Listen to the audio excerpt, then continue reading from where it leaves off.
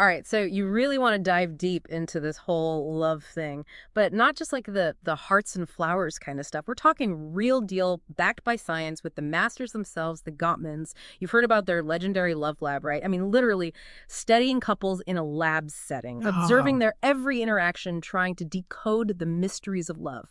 You know what I find fascinating is they didn't actually set out to like fix relationships. They just wanted to understand, what made some couples thrive and others, well, flounder, we'll Yeah. say. It was pure curiosity that kind of led them down this path. Like relationship detectives. Yeah, Yeah. just observing these couples, looking for clues. And get this, one of their most groundbreaking discoveries was that trying to solve every little problem is actually a recipe for disaster. Ever feel like you're having the same argument over and over again? Oh, yeah. More common than you think. The Gottmans, they call these perpetual problems. Basically, issues that are rooted in those like fundamental differences between partners. Think about it, those quirks that drew you to your partner initially. They can actually become major sources of friction later on. And here's the kicker. They Yeah. found that 69% of relationship conflicts fall into this category. 69%. So you're telling me almost 3/4 of the things couples fight about are never actually going to be resolved. That's a game changer. Now it all makes sense why some arguments just seem to go in circles. Precisely. Like, take John Gottman's anecdote about his wife, Julie, and his tendency to leave stacks of books on the bed. She hates clutter and this difference in their personalities.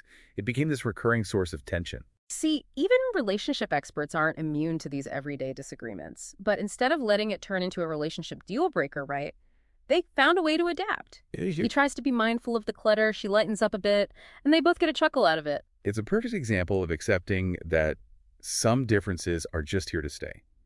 It's not about trying to change your partner's core being, but rather finding ways to manage the friction that those differences sometimes create. So it's more about managing expectations Yeah. than achieving some like idealized version of perfect harmony, right? And which is a good thing because we all know those picture perfect relationships on social media, usually too good to be true anyway. So if accepting our differences is key, what's the secret sauce? How do we actually make those differences work for us instead of against us? Well, this is where the Gottman's research gets really practical. It's not about like grand gestures or, sweeping romantic declarations. It's actually about those tiny everyday moments of connection, what they call bids for connection. Okay, break that down for me. What exactly does a bid for connection look like in real life? It could be as simple as like pointing out a beautiful bird outside the window or sharing a funny meme you saw online.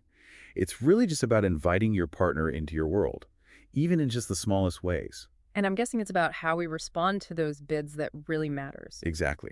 The Gottmans found that couples who consistently turn towards their partner's bids for connection, they have a much higher chance of staying together. We're talking like an 86% success rate. 86%. That's huge. It makes you realize how those seemingly insignificant moments can actually like make or break a relationship. But let's be real. We're not always going to be perfectly attuned to our partner's needs all the time, right? We No. get stressed, we get distracted, glued to our phones. Life happens. Absolutely.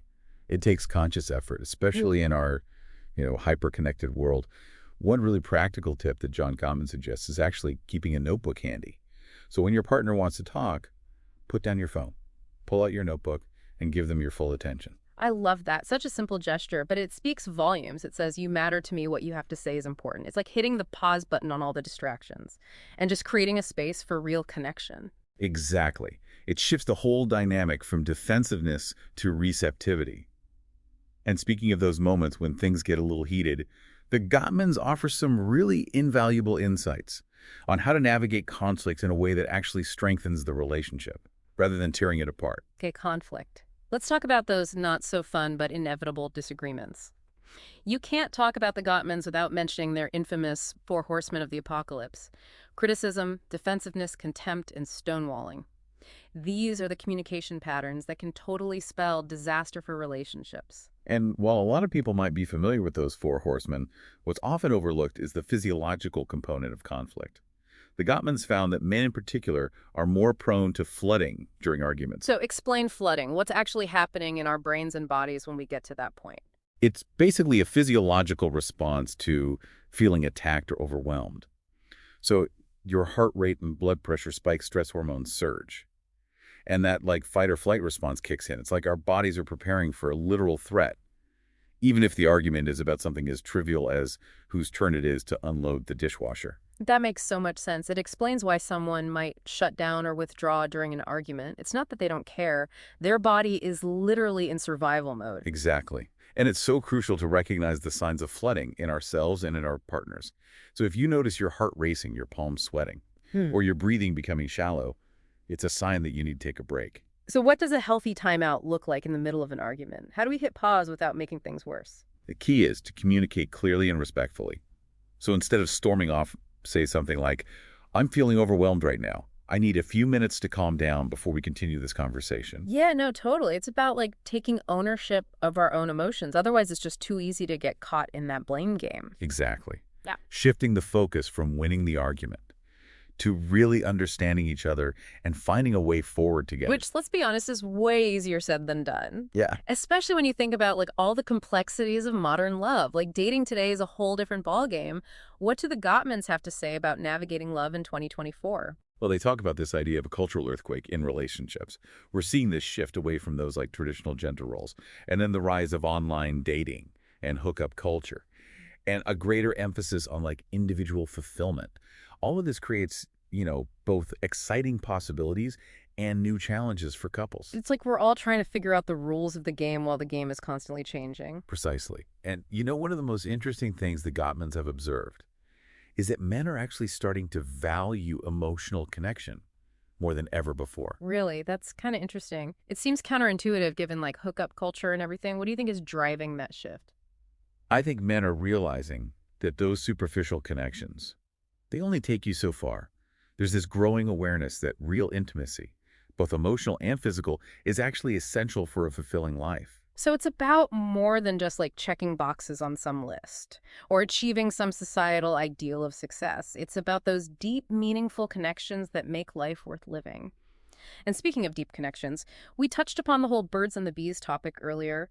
It's not exactly a secret that a healthy sex life is important for most couples, but I thought it was really interesting how much the Gottmans emphasize what happens outside the bedroom. Oh, absolutely. The Gottmans actually found this fascinating link between cuddling and sexual satisfaction. One of their studies even found that couples who regularly cuddle, even if it doesn't lead to sex, report like significantly higher levels of relationship satisfaction overall. So it's not always about the grand romantic gestures or like seduction techniques. Sometimes it's just those simple acts of physical affection, like a hug, a cuddle on the couch, holding hands, that can really make all the difference. Exactly. It's about creating that sense of safety, intimacy, and emotional connection.